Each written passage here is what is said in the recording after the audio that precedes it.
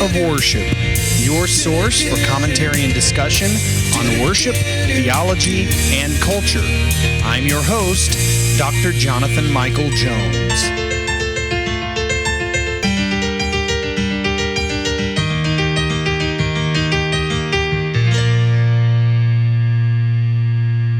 Well, hello and welcome to the Active Worship Podcast. This is Dr. Jonathan Michael Jones continuing through the Psalm Project and brings us here today to Psalm 95. So we just have a few more to go and we will be 2/3 of the way through the book of Psalms. It's hard to believe that at the beginning of 2022 I began this project and here we are in Psalm 95. The psalm really has the theme of singing praise to God, and it opens with an exuberant hymn and it ends with God's warning to listen to his voice and obey him. Oftentimes we forget that worship gathering, that of God's people, is a dialogue between God and his people. And sometimes our lingo is incorrect and it needs to change, really. How often have we heard someone say, man, the worship was so good today? And what they were referring to is music.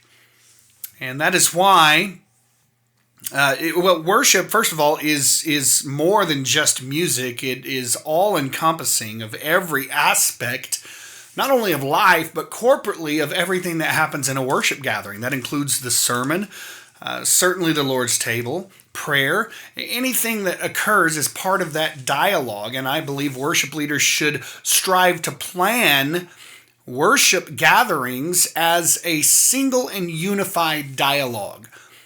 I have a problem with when we refer to the music as a set.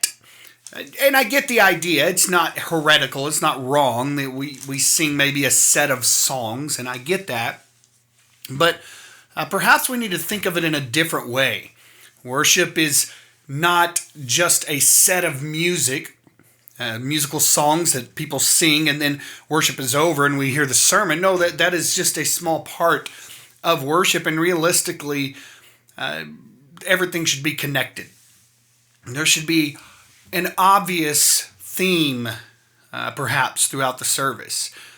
Someone that I know that you may have heard of, Matt Boswell, his liturgy that he uses in his church is God, Man, Christ response. So the entire worship service will be in that order. The historic fourfold order of worship is gathering, word, table, and sending. There's no right or wrong way, but, I think it is vital that we provide a dialogue for God's people, to dialogue between them and their God. And so this psalm here, it opens as a hymn, but then it ends with God's warning to listen to his voice and obey him. And how often do we forget to listen to God's voice? In other words, it's not just us singing to him and praying to him and then we leave. No, we have a responsibility to listen to the voice of God. So Psalm 95, it is somewhat short, not extremely short, but let me read for you the text and then get into my commentary. "O come, let us sing to the Lord. Let us make a joyful noise to the rock of our salvation. Let us come into his presence with thanksgiving. Let us make a joyful noise to him with songs of praise. For the Lord is a great God and a great King above all gods. In his hand are the depths of the earth. The heights of the mountains are his also. The sea is his, for he made it, and his hands formed the dry land. O come, let us worship and bow down. Let us kneel before the Lord our Maker. For he is our God, and we are the people of his pasture, and the sheep of his hand. Today, if you hear his voice, do not harden your hearts, as at Meribah, as on the day at Massah in the wilderness, when your fathers put me to the test and put me to the proof, though they had seen my work. For 40 years I loathed that generation and said, "They are a people who go astray in their heart, and they have not known my ways. Therefore I swore in my wrath, they shall not enter my rest." So this psalm, by the way, I have set a portion of this psalm to music already, kind of a fast, jubilant setting, but I did not use that for this psalm. I used a new setting for it. So let's get into it. So the first thing we see here is a command. Come, let us sing to the Lord. Let us make a joyful noise to the rock of our salvation. This is a worship leader, perhaps a priest, and he calls on the congregation to worship the Lord together with him. And then in verse 3, the psalmist refers to God as a great king above all gods. And he is obviously the supreme God of the universe, and all sovereignty is his. But this reference, as we've seen in the past in the Psalms, is this reference to the popular Near Eastern mythological gods, is really just calling the people of Israel and the surrounding people to worship the one true God. It is not acknowledging the existence of other gods.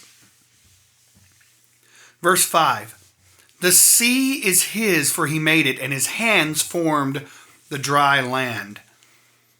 Similar to verse 4, complementary terms are used to indicate the whole earth. Verse 4, in his hand are the depths of the earth, and the heights of the mountains are his. So you have these contrasting terms and ideas.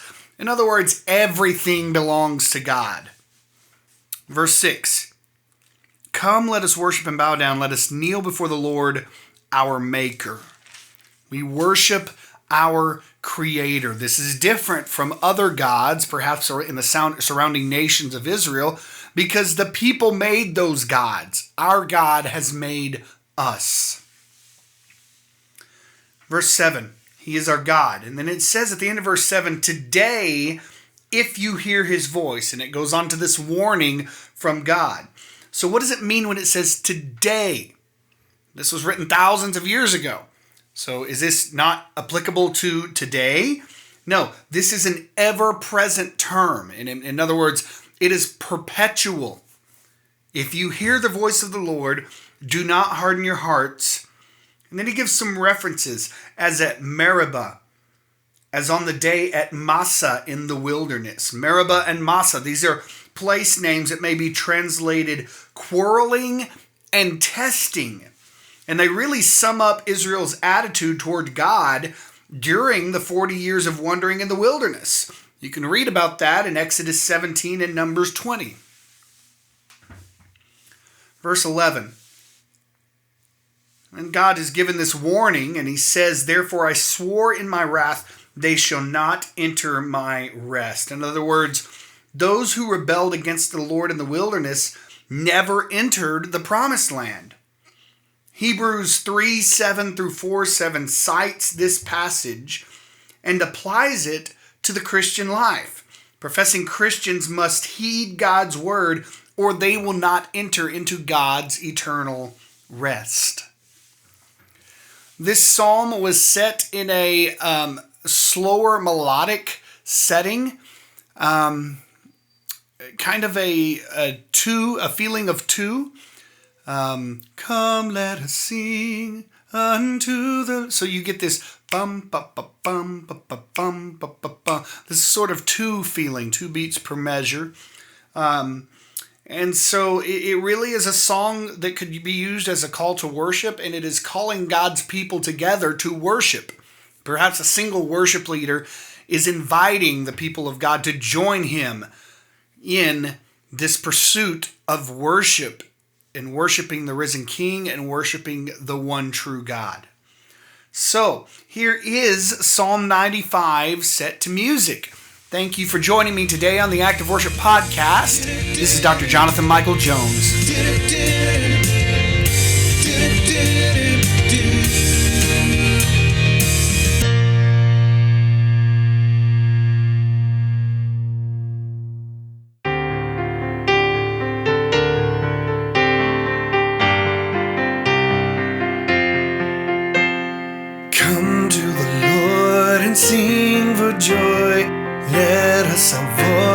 his race.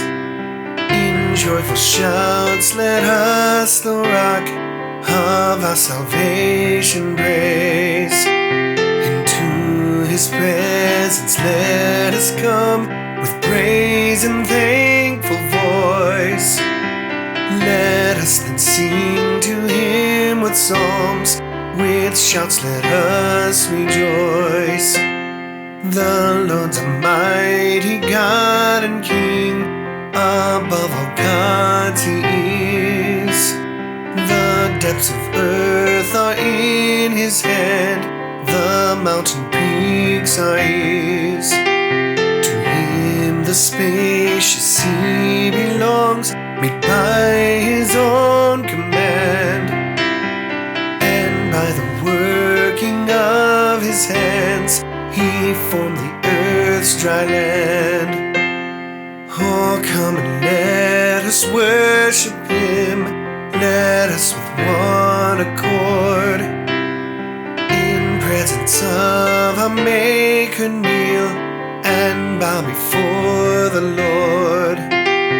Because he truly is our God, and we his chosen sheep, the people of his pasture land, whom his own hand will keep.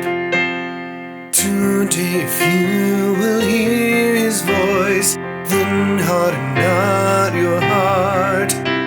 Strive not as those at Meribah, nor Mass's testing start. Your fathers tried and tempted me, for 40 years were grieved, detesting me, their wandering hearts promises did not see.